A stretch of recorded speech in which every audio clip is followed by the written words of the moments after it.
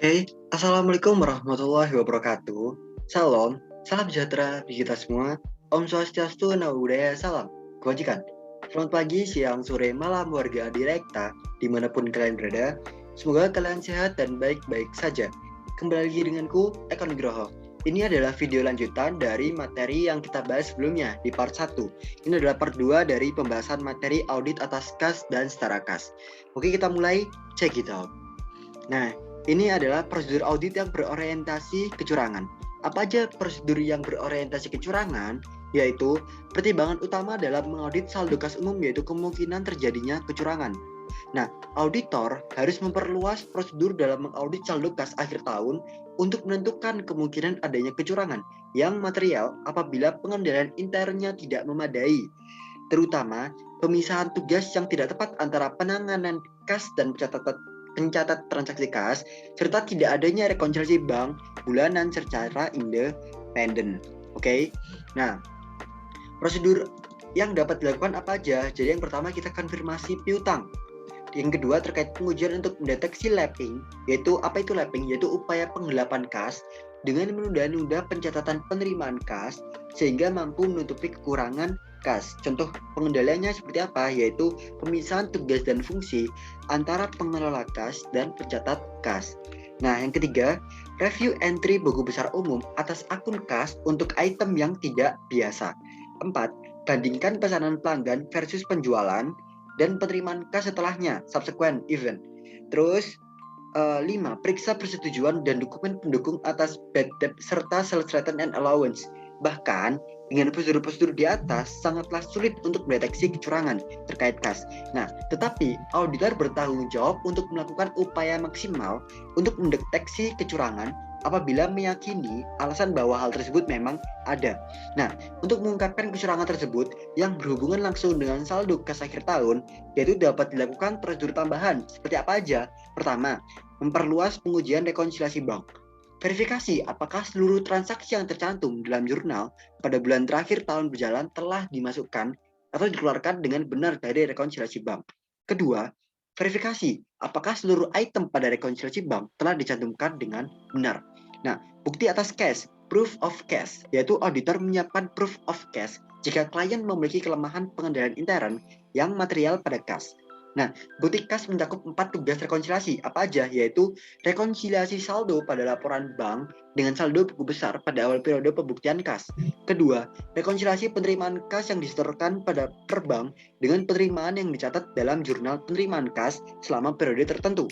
Ketiga, rekonsiliasi pembayaran elektronik dan clearing check yang dibatalkan oleh bank dengan yang dicatat dalam jurnal pengeluaran kas untuk periode tertentu. Keempat, rekonsiliasi saldo pada laporan bank atau rekening koran dengan saldo pada buku besar pada akhir periode pembuktian kas.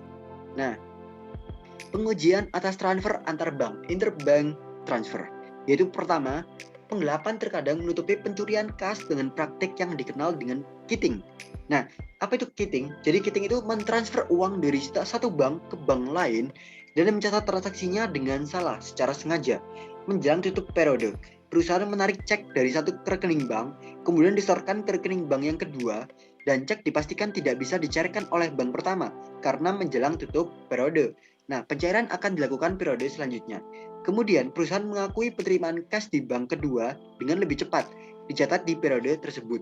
Nah, tetapi mengakui pengeluaran kas di bank pertama lebih lambat, dicatat di periode selanjutnya. Dengan demikian, aset menjadi overstate pada laporan keuangan ya, karena si perusahaan itu udah nyatet di bukunya dia, tapi dia itu sengaja membuat kitting ini biar apa? Biar saldo di bank itu seolah-olah kecil gitu, padahal dia udah transfer ke bank kedua dan udah dicatat di perusahaan.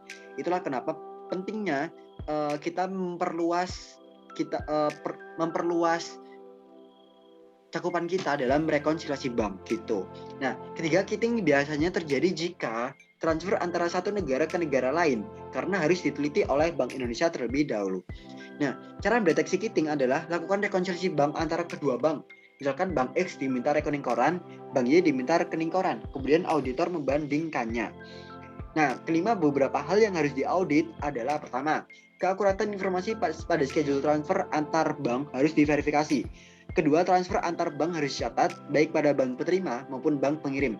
Ketiga, tanggal pencatatan atas pengeluaran dan penerimaan untuk setiap transfer harus berada dalam periode yang sama.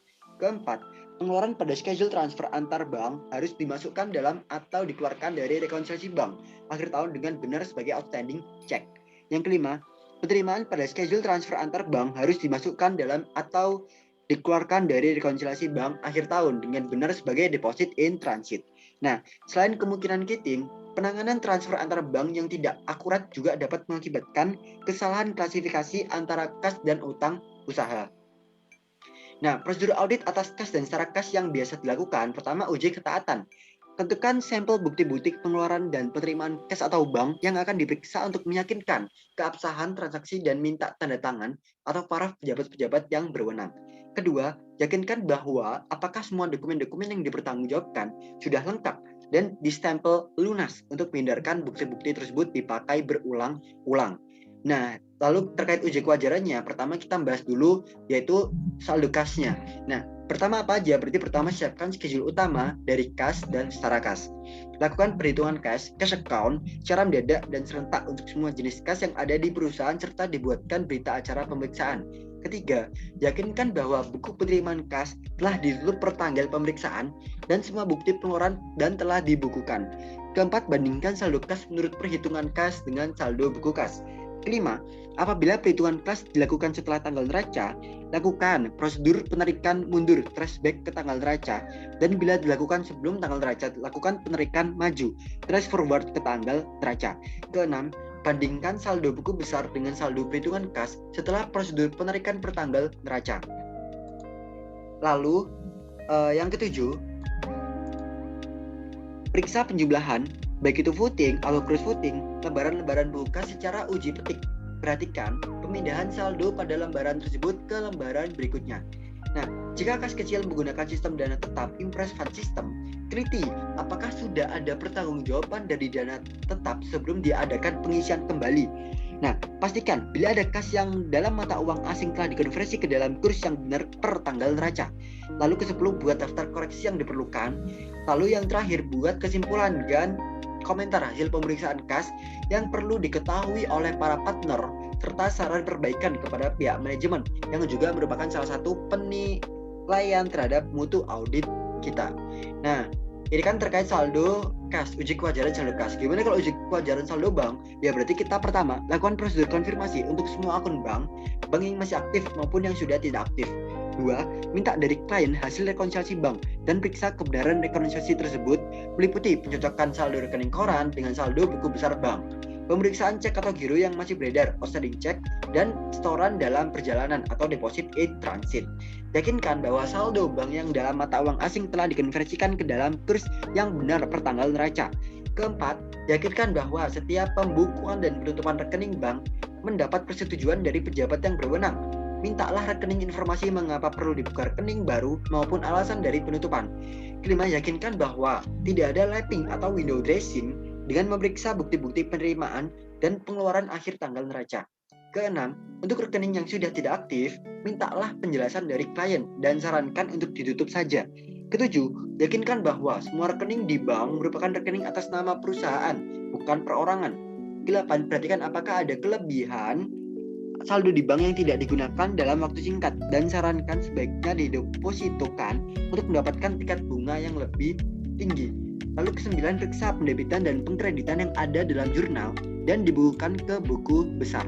Pemeriksaan ini meliputi hal-hal sebagai berikut. Yang pertama adalah lakukan vouching bukti kas masuk, cash receipt voucher, dan bukti kas keluar, cash disbursement voucher. Nah, untuk bulan Januari, Juli, dan Desember, apakah penerimaan kas atau cek atau giro telah didukung kwitansi dan slip setoran bank untuk dikliringkan? Nah, apakah setiap pengeluaran mendapat persetujuan dari pejabat yang berwenang dan didukung oleh dokumen yang diperlukan? Misalnya, permintaan pembelian, purchase requisition, pesanan pembelian, purchase order, laporan penerimaan barang, receiving report, surat jalan, delivery order dari pemasok, dan faktur invoice. Nah, lakukan uji penerimaan dalam buku cek atau giro dengan bukti kas masuk yang didukung slip setoran bank telah dijurnal dengan benar. Nah, jumlah yang tercantum dalam bukti kas keluar didukung oleh dokumen pendukung lainnya yang telah dicocokkan dengan jumlah giro yang dibayarkan. Nah, apakah ada hal-hal yang perlu diungkapkan dalam surat pernyataan klien representation letter? dan catat hal-hal yang perlu diberikan dalam saran-saran perbaikan kepada pihak manajemen dalam surat management letter. Nah, lalu yang terakhir buat kesimpulan dan komentar hasil pemeriksaan bank yang perlu diketahui oleh para partner. Lalu kita ngebahas terkait investasi jangka pendek. Yang pertama apa aja? Kita harus menyiapkan schedule utama dari investasi jangka pendek. Kedua, lakukan konfirmasi atas investasi yang dipegang oleh pihak lain apabila digunakan sebagai jaminan oleh pihak bank atau dikuasai oleh pihak broker atau pialang. Nah, ketiga, minta catatan kurs harga pasar pada tanggal neraca untuk saham dan bandingkan dengan harga belinya. Keempat, periksa transaksi penambahan dan pengurangan dengan melihat bukti pembelian dan penjualan serta apakah telah mendapat persetujuan dari pejabat yang berwenang. Kelima, lakukan verifikasi atas dividen tunai atau saham dan penerimaan bunga deposito. Keenam, lakukan pengecekan pencatatan investasi apakah sudah sesuai dengan standar akuntansi yang berlaku umum. Lalu yang terakhir, perhatikan klasifikasi dari setara kas bahwa investasi tersebut segera akan jatuh tempo dalam 3 bulan atau kurang dari tanggal perolehannya, termasuk sebagai kelompok setara kas dan tidak dijadikan sebagai jaminan jika lebih dari 3 bulan termasuk investasi jangka pendek. Nah, ini ada catatan. Kalau kita mau ngerjain soal-soal praktik auditing dalam kas dan setara kas, apa aja hal yang harus diperhatikan dalam mengerjakan? Jadi yang pertama terkait kas besar itu adalah apa sih cash besar itu? Jadi buku cash besar berasal dari penjualan tunai dan tagihan dari penjualan kredit yang biasanya disetorkan ke bank pada esok hari setelah utuh intake. Nah, dalam melakukan auditasi cash besar yang dilakukan oleh auditor adalah pertama, lakukan pemeriksaan buku kas besar klien, catat berapa saldo uang kasnya. 2. Apabila mengaudit setelah tanggal cut off, periksa mutasi dari 1 Januari tahun berikutnya, apakah ada penambahan atau pengurangan kas besar. Ketiga, periksa apakah ada pemasukan dan atau pengeluaran yang belum dibukukan oleh klien. Keempat, lakukan cash opname guna mendapatkan saldo cash sebenarnya yang dimiliki oleh klien. Kelima, catat juga hal-hal yang berkaitan dengan cash besar seperti surat-surat berharga dan lain-lain termasuk bond apakah ada yang belum diperhitungkan. Keenam, setelah mendapatkan saldo menurut cash opname, bandingkan saldo pembukuan klien dengan cash yang sudah diperiksa apakah ada selisih antar keduanya. Ketujuh, jika ada selisih antara pembukuan klien dengan hasil pemeriksaan kas, maka auditor menemukan penemuan dan harus dikoreksi. Nah, yang kedua kita ngebahas kalau kita ngerjain praktik auditing, yaitu kedua terkait petty cash-nya. Nah, cash kecil adalah aset keuangan yang digunakan untuk keperluan pengeluaran dalam jumlah kecil. Entitas tidak menggunakan cek karena tidak efisien. Nah, jika ukuran entitas dan kebutuhan pengeluaran jumlah dana cash kecil besar, maka dibentuk cash kecil dalam jumlah yang besar. Nah, dalam melakukan audit atas cash kecil, yang dilakukan auditor adalah 1. Lakukan pemeriksaan buku kas kecil klien, catat berapa saldo uang kasnya. 2. Apabila mengaudit setelah tanggal cut off, periksa mutasi dari tanggal 1 Januari tahun berikutnya, apakah ada penambahan atau pengurangan kas kecil. 3. Periksa apakah ada pemasukan dan atau pengeluaran yang belum dibukukan oleh klien. 4. Lakukan cash opname guna mendapatkan saldo kas kecil sebenarnya yang dimiliki oleh klien. 5. Catat juga hal-hal yang berkaitan dengan cash kecil seperti surat-surat berharga dan lain-lain termasuk bond apakah ada yang belum diperhitungkan. 6. Setelah mendapatkan saldo menurut cash opname, bandingkan saldo cash kecil pembukuan klien dengan cash yang sudah diperiksa. Apakah ada selisih antara keduanya? 7. Jika ada selisih antara cash kecil di pembukuan klien dengan hasil pemeriksaan cash kecil, maka auditor menemukan penemuan dan harus dikoreksi. 8. Periksa siapakah yang bertanggung jawab atas cash kecil ini jika terjadi perbedaan antara pembukuan klien dengan cash opname. Hal ini menjadi dasar koreksi jurnal yang dilakukan. Nah, lalu yang harus diperhatikan ketika kita melakukan audit atas bank, yaitu rekonsiliasi bank. Apa sih itu? Yaitu adalah suatu proses pencocokan dan penyesuaian atas informasi catatan transaksi atau saldo kas antara catatan menurut klien dan bank. Nah, rekonsiliasi bank juga berperan penting untuk mencegah terjadinya penyelewengan dana pada kedua belah pihak.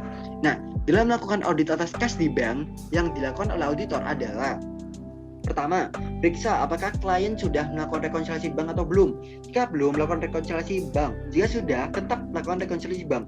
Guna apa? Guna mencegah adanya manipulasi data dari pihak klien, karena bank adalah pihak yang independen. 2. Auditor memeriksa setiap akun di buku besar dan memverifikasi bahwa saldo yang tercantum sudah lengkap dan akurat. Lalu, ketiga, membandingkan saldo akun buku besar dengan sistem independen, data pihak ketiga, atau dokumentasi pendukung lainnya, seperti laporan bank dan kartu kredit. 4. Ketika perbedaan ditemukan, auditor menyelidiki dan mengambil tindakan korektif yang tepat. 5. Membuat entry jurnal untuk memperbaiki kesalahan saldo atau jurnal koreksi.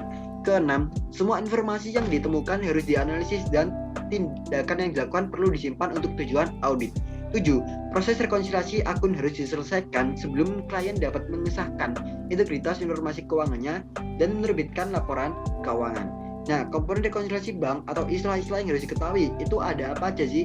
Jadi yang pertama ada deposit in transit, lalu kedua nanti ada outstanding check, ketiga ada non-sufficient fund check atau NSF check. Nah, apa itu? Jadi kalau DIT itu adalah uang yang sudah diterima oleh perusahaan klien, tetapi informasinya masih belum diterima oleh bank. Jadi ya bank itu kekurangan dong. Makanya di sini ada penambahan di bank gitu. Intinya sih gitu. Terus kalau outstanding check itu adalah cek beredar adalah cek yang sudah dituliskan oleh perusahaan, tetapi masih belum dicairkan. Nah, kalau ini tuh tidak segera dilaporkan tutup pihak, bank tidak akan mencatat laporannya. Nah, sehingga di sini ada pengurangan di saldo bank. Jadi kalau ada outstanding check itu nanti berkurangnya itu di saldo bank. Terus yang ketiga ada non-sufficient fund check atau NSF check, yaitu terkait cek yang kosong. Cek ini tidak akan tercatat di bank karena memang saldo perusahaan tidak mencukupi untuk membayar cek tersebut. Untuk kasus semacam ini, bank tetap mengizinkan pencairan dan mengurangi rekening perusahaan. Sedangkan bagi perusahaan sendiri akan dimintai bayaran untuk proses pencairan gitu. Lalu keempat terkait deposito. Jadi deposito adalah uang yang disimpan dalam rekening. Nah, deposito biasanya memiliki jangka waktu tertentu yang mana biasanya itu tidak boleh ditarik nasabah dalam jangka waktu tertentu. Biasanya itu 1 bulan, 3 bulan, 6 atau 12 bulan. Nah, untuk memeriksa seandainya ada saldo kas atau setara kas dalam valuta asing, apakah saldo tersebut sudah dikonversikan ke dalam rupiah dengan menggunakan kurs tengah BI pada tanggal laporan posisi keuangan atau neraca, dan apakah selisih kurs yang terjadi sudah dibebankan atau dikreditkan ke laba rugi komprehensif tahun berjalan. Ini ngebahas terkait, kalau ada kurs ya teman-teman, itu yang dipakai adalah kurs tengah BI. Ingat ya teman-teman, jadi kalau ada beberapa kurs di soal, yang kita pakai itu adalah kurs tengah Bank Indonesia. Karena yang menjadi concern perbedaan deposito klien adalah adanya perbedaan kenaikan atau penurunan terkait perubahan mata uang asing. Nah, perusahaan biasanya tidak hanya memiliki harta dalam bentuk rupiah saja. Ada kalanya suatu perusahaan memiliki harta dalam bentuk valuta asing. Nah, kelima terkait saham. Saham adalah sebuah bukti kepemilikan nilai sebuah perusahaan. Kata saham sendiri diambil dari bahasa Arab. Nah, dalam literatur fikih, saham diambil dari istilah musahamah yang berasal dari kata saham. Bentuk jamaknya asyum atau syuhmah yang artinya bagian atau bagian kepemilikan.